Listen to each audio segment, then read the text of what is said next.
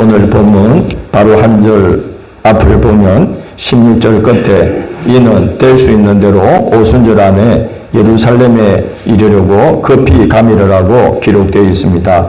그래서 바울은 배가 에베소에 가까운 밀레도항에 정박했지만 에베소에 들리지 않고 에베소 교회의 지도자들을 밀레도로 오게 합니다. 바울이 오순절에 맞춰 예루살렘 교회를 방문하려고 했던 것은 두 가지 이유 때문입니다. 첫째는 기근으로 어려움을 당한 예루살렘 교회를 돕기 위해 이방 지역의 교회들이 모은 구제 헌금을 전달하기 위함이고, 둘째는 이방 교회들이 모은 헌금을 전달하면서 성령께서 얼마나 놀라운 일을 행하셨는지를 증거하기 위함입니다.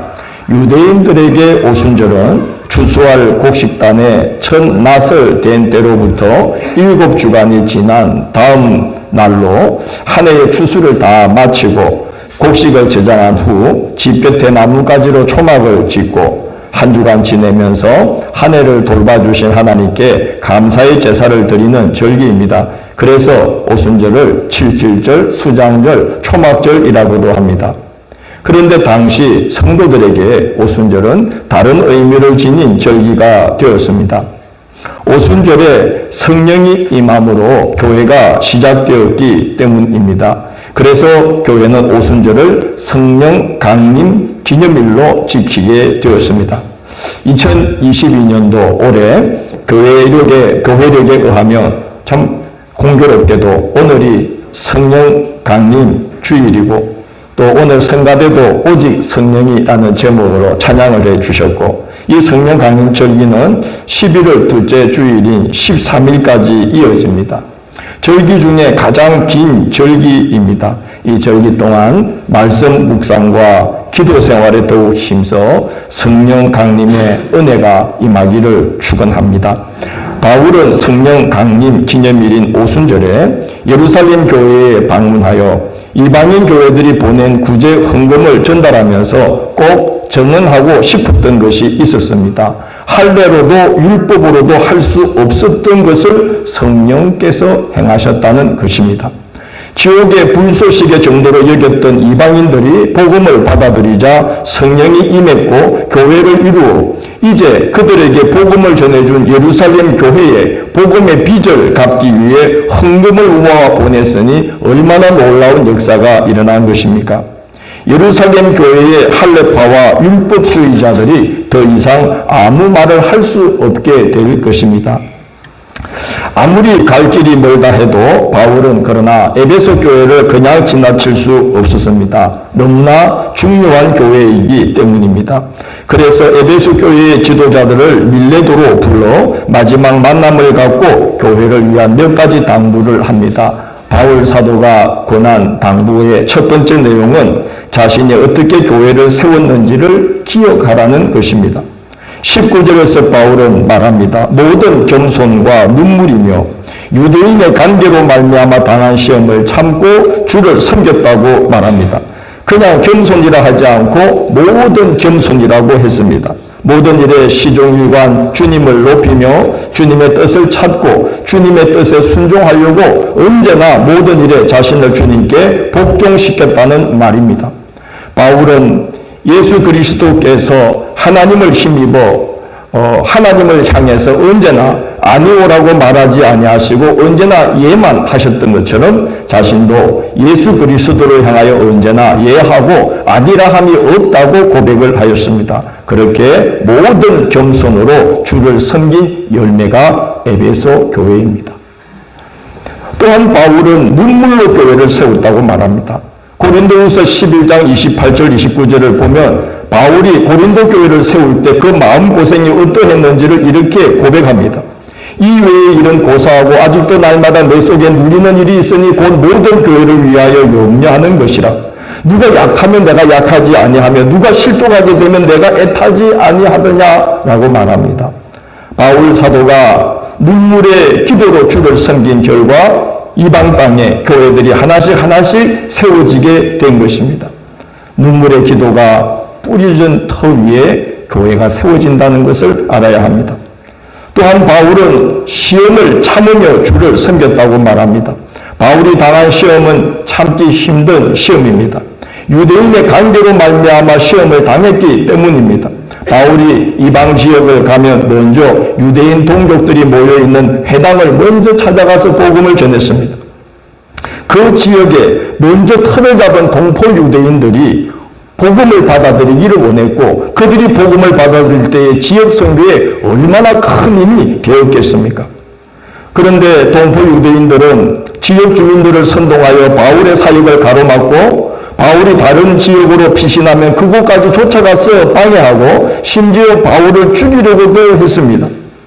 동족으로 인한 마음고생을 솔직하게 토로한 편지가 고린도 후서인데, 거기에서 바울은 에베소 교회를 세울 때 그 당한 어려움을 이렇게 말합니다. 내가 강의 위험과 강도의 위험과 광야의 위험과 동족의 위험을 당했고, 우리가 아시아에서 당한 고난을 너희가 모르기를 원하지 아니하노니 힘에 겹도록 심한 고난을 당하여 살 소망까지 끊어지고 우리는 우리 자신이 사형 선고를 받은 줄 알았노라고 말합니다. 에베소 교회를 세울 때 유대인들의 방해가 어느 정도였는지 짐작이 가지 않습니까? 힘에 겹도록 심한 고난을 당하여 살 소망까지 끊어질 정도로 마음고생을 했다는 거예요. 그래서 내가 아시아에서 에베소 교회를 세우고 아시아의 7교회를 세울 때 살 소망이 끊어질 정도로 너무 견디기 힘든 시험 중에 있었으니 이제 고린도 교회 성도 여러분까지 그러면 나는 감당 못합니다 라고 고린도후서에 그 편지를 쓰게 된 것이죠. 그만큼 바울은 힘든 시험을 겪었던 것입니다. 그렇지만 바울은 시험을 이겨냅니다. 시험을 참고 주를 섬긴 것과 라는 이 고백은 주님을 바라보며 바울이 시험을 참아냈다는 것입니다. 살 소망이 끊어질 정도의 시험 중에도 주님을 섬기는 일을 바울은 멈추지를 않았다는 겁니다. 살 소망이 끊어지고 사형 선고를 받은 것 같은 그런 참담한 상황에서도 주님을 바라보며 주님을 의지하며 시험을 참아내며 주님을 섬긴 결과 세워진 교회가 에베소 교회입니다. 여러분, 이 땅에 그냥 세워지고 그냥 저절로 자라는 교회가 어디 있겠습니까? 모든 겸손과 눈물의 기도로 시험을 참으며 시험 중에도 믿음을 지킨 주의 종들과 성도들이 있기 때문에 이 땅의 교회 하나하나가 제대로 세워지게 된 것이라고 믿습니다. 둘째, 바울은 교회의 가장 중요한 사명이 무엇인지를 증거하면서 그 사명을 붙들라고 권면합니다. 21절에서 바울은 이렇게 말합니다. 유대인과 헬라인들에게 하나님께 대한 회개와 우리 주 예수 그리스도께 대한 믿음을 정언한 것이라고 말합니다. 구원의 역사가 일어나고 구원의 은혜를 경험하기 위해 반드시 전제되어야 되는 것이 회개와 믿음입니다. 그래서 바울은 하나님께 대한 회개와 주 예수 그리스도께 대한 믿음을 정언한 것입니다. 예수를 그리스도로 고백하고 복음을 받아들인 우리도 하나님께 대한 회개와 주 예수 그리스도에 대한 믿음을 새롭게 하지 않으면 구원의 은혜에서 멀어질 수밖에 없습니다. 이사야 59장 2절에서 이사야 선지자는 죄의 문제가 얼마나 심각한지를 이렇게 말합니다. 오직 죄악이 너희와 너희 하나님 사이를 갈라놓았고 너희 죄가 그의 얼굴을 가려서 너희에게서 듣지 않으시게 함이니라고 말합니다. 죄의 문제가 그만큼 심각하다는 거예요.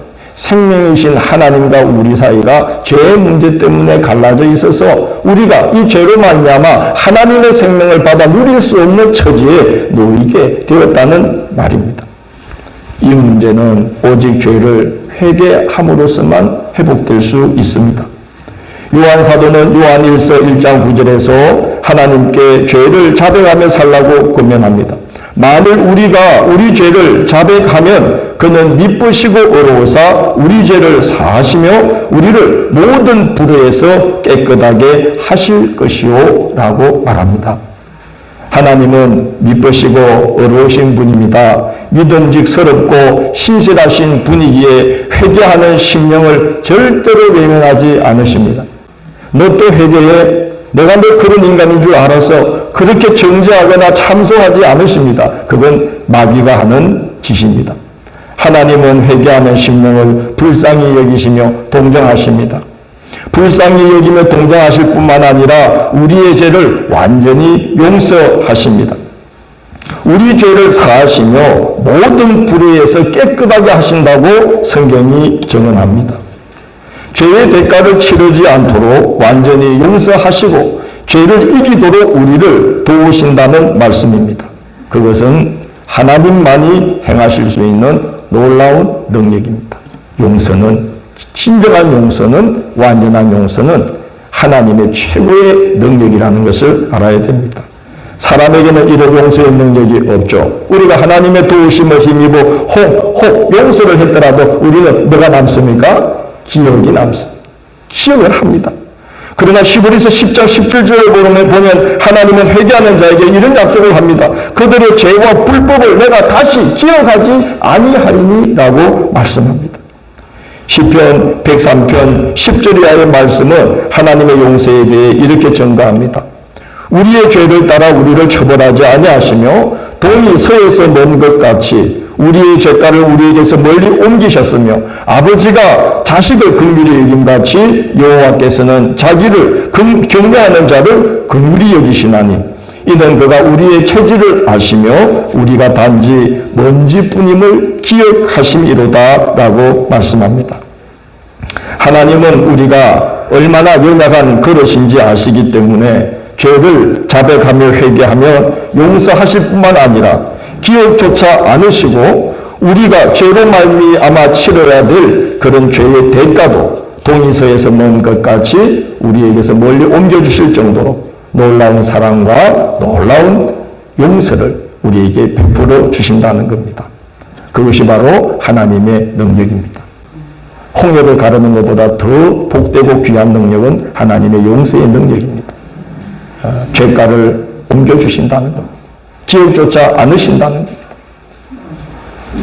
죄를 이기게 도우신다는 겁니다. 하나님은 그 증거물로 그의 아들 예수 그리스도를 우리 죄를 대신 담당할 대속의 제물로 십자가 재단에 넣어주시고 그의 피로써 우리 죄를 씻어주셨습니다. 그렇기 때문에 그 은혜를 믿고 예수 그리스도의 이름으로 회개하고 죄인된 우리 옛사람이 주님의 십자가에 함께 못 박힌 바 되기를 기도하면 사죄의 은혜와 더불어서 거듭나는 은혜를 베풀어 주십니다.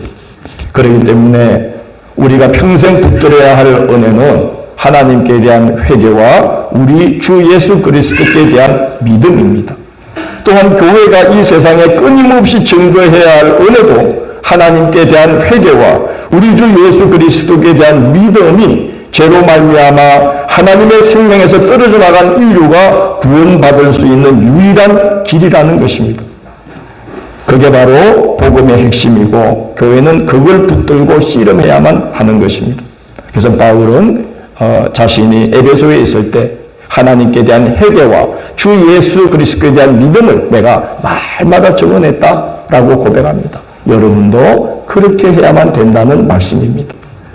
세 번째 보면은 바울은 그 은혜의 복음 증언하는 일이 우리가 주 예수께 받은 사명이며 그 사명을 감당하기 위해서는 자기 생명을 조금 더 귀한 것으로 여기지 않는다고 말씀합니다.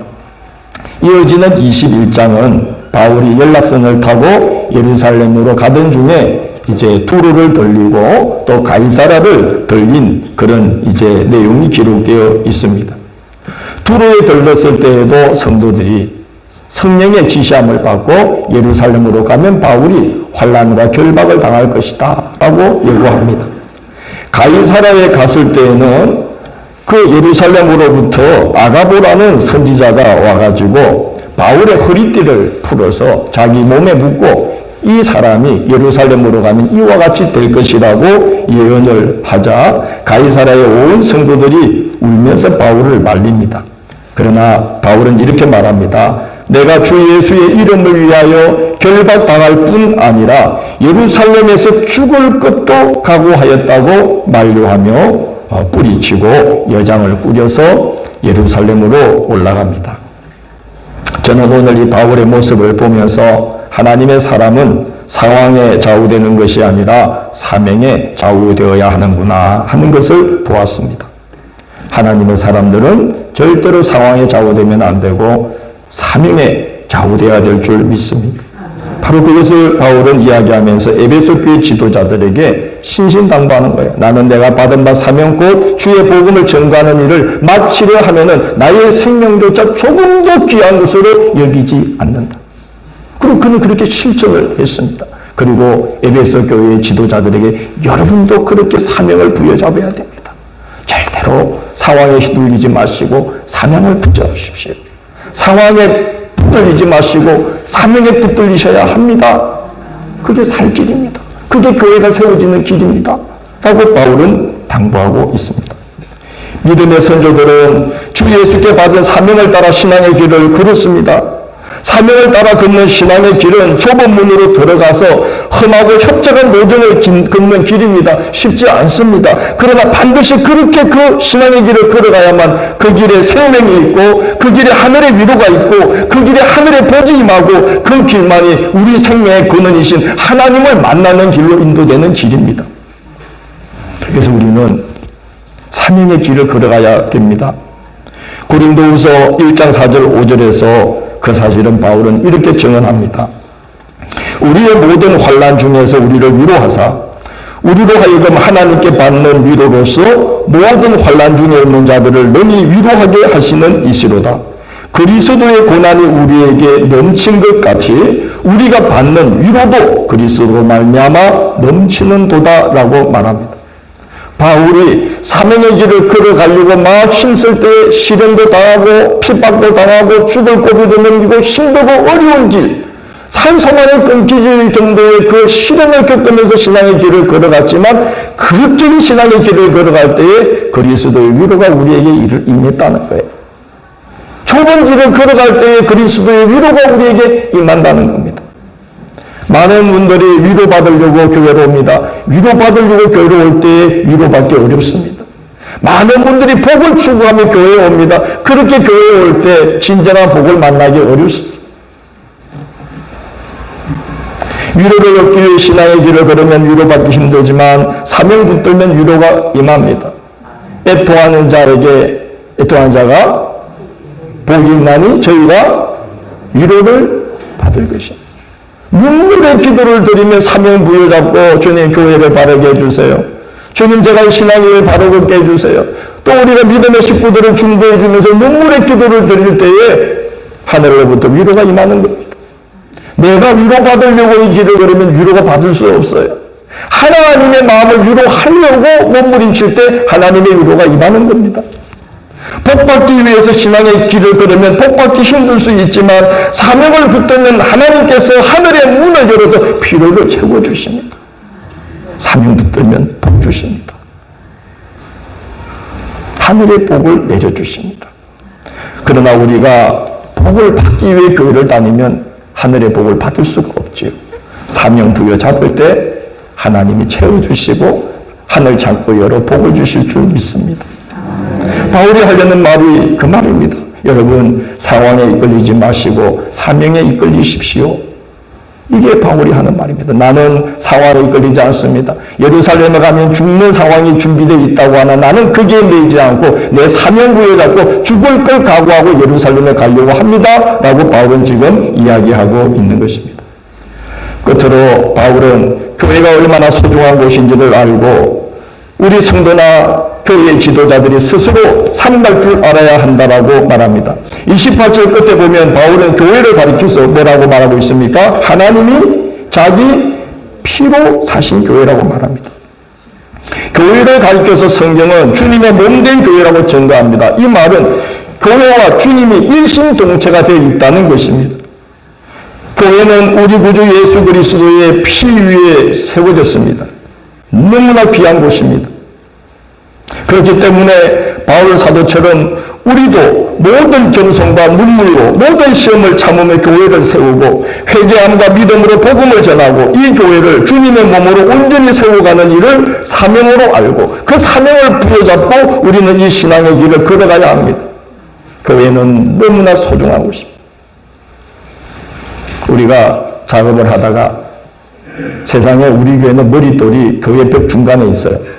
원래 밑둥에 있는 거 아닌가요? 귀퉁이에. 그리고 그게 지난번 페인트 칠하는 권사님이 막 너무 마스킹 테이프도 안 붙이고 막 칠을 하시는 바람에 페인트가 막 겹겹이 묻어있어. 벗겨지지도 않고 의문을 했어. 이거 덮을까 말까? 덮을 수가 없어요. 왜냐? 이 교회의 은혜가 임한 머릿돌 아닙니까? 1992년 1월 16일 착공, 1992년 3월 26일 완공. 함양제일교회는 2달 만에 지어졌어요. 북한산 시멘트로.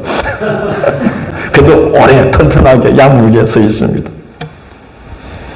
우리가 그걸 덮을 수가 없었어요. 의논하다가 남기자. 우리 교회의 출발이다. 그래서 지금 이쪽 벽면에 안쪽에 보면은 액자처럼 만들어 놨습니다. 나가시다가 보세요. 머릿돌, 만민이 기도하는 집.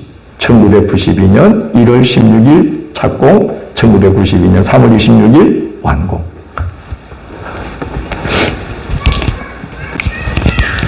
예, 교회는 너무 중요합니다. 하나님이 자기 피로 사셔서 1992년 1월 16일에 하나님이 이곳에 틀을 세워주셨습니다. 자기 피로 사신 교회입니다.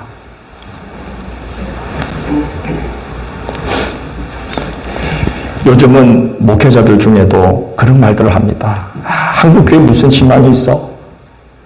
이렇게 말하는 목사님들이 생겨나고 있습니다. 한국교회 무슨 희망이 있어? 그래서 목회를 너무 가볍게 대합니다. 목회보다 다른 일들의 위로를 삼고 다른 일들의 소망을 갖고 그런 일을 열심히 하다가 그냥 주일 하루 강단에 섭니다. 저 같으면 목회직을 그만두고 그 일을 할 겁니다. 그렇지 않습니까? 교회가 얼마나 중요한 곳인데 예수께서 자기 피로 사신 교회인데 주님의 몸인데 만민을 구원하는 곳이며 만민이 기도함으로 구원받게 해야 될 이 거룩한 처소에 적어도 목사는 매일같이 무릎을 꿇고 바닥에 헤어지도록 매일같이 눈물의 기도를 쏟아야 되는 거 아닌가요? 난 그렇다고 믿습니다. 희망이 없을수록 그래야 된다고 생각합니다. 목회직을 가볍게 여기고 일주일 내내 다른 거 하다가 그냥 주일 한날 강단에 서서 오늘 한국교회 희망이 없습니다. 여러분, 그 멋진 거 아닙니다. 저 같으면 제 기질상 나는 목사직을 그만두고 농사를 짓거나 장사를 하거나 그럴 거예요. 뭐하러 목사직을 붙들고 있습니까? 버려야 됩니다. 목사직이 얼마나 중요합니까? 자기 피로 사신 주님의 교회를 위하여 목사는 그 교회에 목회가 되든 안 되든 성도들이 따라오든 안 오든 주님의 피 위에 자기 피를 들어가면서 그 교회를 붙들고 씨름하는 게 나는 목사라고 믿습니다. 바울은 지금 그 이야기 하는 겁니다. 내가 에베소 교회에 그렇게 세웠다. 너희들도 내가 예수 그리스도의 피 위에 내 피를 덧칠한 것처럼 너희들도 너희의 피를 거기다가 덧붙여야 된다. 그래야 세워지는 게 교회다.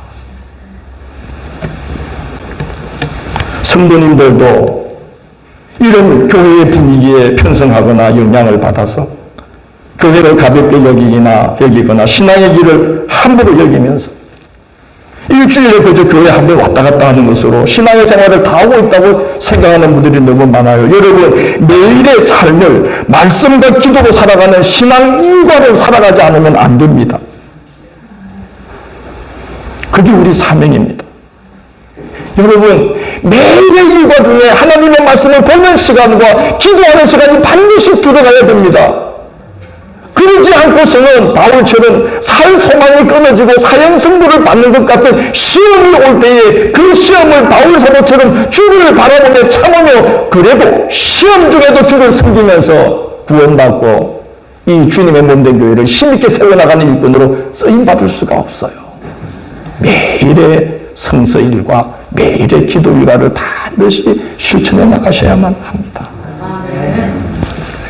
그렇게 하면서 이 주님의 몸된 교회, 자기 피로 사신 교회를 구원의 기간으로 반드시 세워내라고 하나님이 저를 목사로 여러분을 성도로 세우시고 불러주신 줄 믿습니다. 교회가 작든 크든 목회가 되든 안 되든, 내가 교회를 다닐 때 은혜가 되든 안 되든, 요즘 뭐 기분이 좋든 안 좋든, 힘들든 안 좋든, 좋은 일이 생기든 힘든 일이 생기든, 우리는 이 주님의 몸된 교회로 우리를 불러주신 사명을 알고 어려움도 다 참으면서 주를 바라보며 주를 바울처럼 생겨가야만 하는 것이죠. 저와 여러분은 이 함량제의 뼈를 붙들고 씨름하라고 사명자로 부름받은 겁니다. 그걸 해야 됩니다. 주님의 몸인 교회, 하나님이 자기 피로 사신 교회를 어떻게 우리가 함부로 대할 수가 있겠습니까? 매일 새벽재단에 기도 자리를 사수하려고 몸부림치며 눈물에 기도를 드리는 목회자와 성도들이 수준이 없어서, 아니면 그렇지 않고서는 믿음을 감당해낼 수 없는, 믿음이 약해서 그러고 있는 건 아니지 않습니까? 그런 분들이 있기 때문에, 또는 매일의 성서 일과와 기도 일과를 실천하는 성도들이 있기 때문에 한국교회 희망이 없어. 함부로 말하는 중에도 한국교회는 건재하게 앞으로도 쓰임받을 거라고 믿습니다. 바울이 사역했던 1세기 교회는 지금 우리 못지않게 혼란스럽고 어려운 상황에 놓여 있었다는 걸 아셔야 됩니다. 서신서를 이제 우리가 로마서부터 보게 될 텐데요. 바울이 씨름한 것이 서신서에 나와 있어요. 첫째는 복음을 받아들였던 유대인들이 복음에서 멀어지기 시작하면서 율법주의로 돌아가는 것, 이걸 가지고 바울은 끊임없이 싸웁니다. 교회가 유대교의 한 분파로 전락하는 걸 막으려고 오로지 순수한 복음과 교회의 정통성 위에 이 교회가 세워지기를 바울은 씨름하면서 각 교회에 끊임없이 권면하는 편지를 보내요. 그게 서신서예요. 유대인들도 예수 믿게 된 자들이 다시 율법으로 돌아가지 않도록 오로지 우리에게 구원과 생명을 주는 이 예수 그리스도 복음을 붙들고 그의 은혜 위에 굳게 서기를 바울은 끊임없이 권면하는 거죠. 그리고 이방인으로 있다가 복음을 받아들인 자들은 어떤 위험에 빠졌느냐? 그들이 은혜가 식어지면서 다시 옛생활로, 세속주의로, 옛구습으로 돌아가게 되는 위험이 있었습니다. 바울은 그것과 더불어 씨름하면서 여러분, 옛구습을 벗어버려야 합니다. 다시 옛사람으로 돌아가면 안 됩니다라고 끊임없이 서신서를 통했습니다. 그리고 이단들이 득세하기 시작했습니다. 그래서 교회의 정통성과 복음의 순수성을 훼손할 위험에 놓여 있었어요. 여러분, 그런 때에 바울 같은 목회자가 있다는 게 얼마나 감사해요. 그의 권면을 따라서 복음의 순수성과 교회의 정통성을 지켜나가기 위해서 몸부림친 성도들이 있었다는 게 얼마나 다행스러운 일입니까? 우리가 살펴보았듯이 바울과 에베소 성도들은요, 그 뜨거운 정오의 시간에 3년간 매일 두란노 서원에서 하나님의 말씀을 가르치고 하나님의 말씀을 들으면서 함께 하나님을 붙들고 씨름하는 중에 에베소 교회를 세우게 되었습니다. 바울은 살 소망이 끊어질 정도의 핍박과 시험을 당하면서도 모든 겸손과 눈물과 인내로 그 사명을 감당했고요. 성도들 대부분은 노동자들이거나 노예들이었어요. 그들이 일과 중에 딱 눈이라도 붙일 수 있는 짧은 시간, 시에스타, 정오에 밥 먹고 점심 먹고 그 짧은 한 시간, 그걸 하나님께 드렸어요. 그래서 두란노 서원에 와서 바울의 말씀을 들으며 함께 기도하고 함께 말씀이고, 그러면서 복음의 순수성과 교회의 정통성을 지켜나가면서 에베소 교회가 세워지게 되었습니다. 저는 그들이 아니었다면 박해 시기에 마지막까지 남아서 교회를 지키고 복음을 다음 세대에 계승한 아시아의 7교회는 절대로 세워질 수 없었다고 저는 생각합니다. 일상이 분주하시고 감당해야 될 일들이 많지만 오늘 본문을 통해 바울이 전하는 말씀을 우리가 생각하면서 저와 여러분의 걸음이 하나님을 향해 한 걸음 더 전진하게 되기를 간절히 소망합니다. 한국교회에 무슨 희망이 있겠냐라고 자주 섞인 말을 하는 것은 누구나 할 수 있습니다. 희망이 없어 보여도 우리 그리스도인들이 붙들어야 할 사명이 복음이며 교회입니다. 요한계시록은 교회는 마지막 구원의 도구이며 종말에 이르기까지 주님께서 붙들고 사용하시며 주님께서 그 가운데로 그리시며 구원의 불을 밝히는 촛대와 같이 쓰시고 주의 종들은 하늘의 별과 같이 예수께서 그 손에 굳게 주의 종들을 별처럼 붙드시고 마지막까지 교회를 위해서 사용하신다고 요한계시록이 증거해요. 교회는 구원의 마지막 기관입니다. 너무나 중요합니다. 그래서 무너지지 않도록 주님이 여기에 피를 쏟아서 틀을 세워주신 겁니다. 바울처럼 모든 겸손과 눈물과 인내로 우리가 신앙을 지키고 교회를 세워 나갑시다. 그 좁고 협착한 길에 하나님의 생명, 하나님의 위로, 하나님의 복, 하나님의 은혜가 준비되어 있습니다. 우리는 신앙의 길을 그렇게 가야 됩니다. 예수께서도 그렇게 가셨고 바울도 그렇게 갔습니다. 우리도 그렇게 가야 됩니다. 진지하게 하나님 붙들고 예수 그리스도를 바라보고 성령의 도우심을 갈망하면서 몸부림치면서 제발 이 신앙의 길을 걸어가고 바울과 그 성도들이 그 어려운 중에 에베소 교회를 세워낸 것처럼 그 교회로 인해서 아시아 7교회가 세워진 게 된 것처럼 저와 여러분과 우리 함양제일교회가 난 그렇게 쓰임받았으면 좋겠습니다. 뭐 매일 그냥 희지부지하게 10년 가다가 은퇴하면 나는 얼마나 주님 앞에 가서 심판받겠습니까? 여러분도 얼마나 하나님 앞에 책망받겠습니까? 우리 신앙의 길 그렇게 걸어가도 되는 길 아닙니다. 정신 차리고 주의 뜻 받들면서 한 걸음 한 걸음 내딛는 성령 강림 절기가 되시기를 주의 이름으로 권면합니다.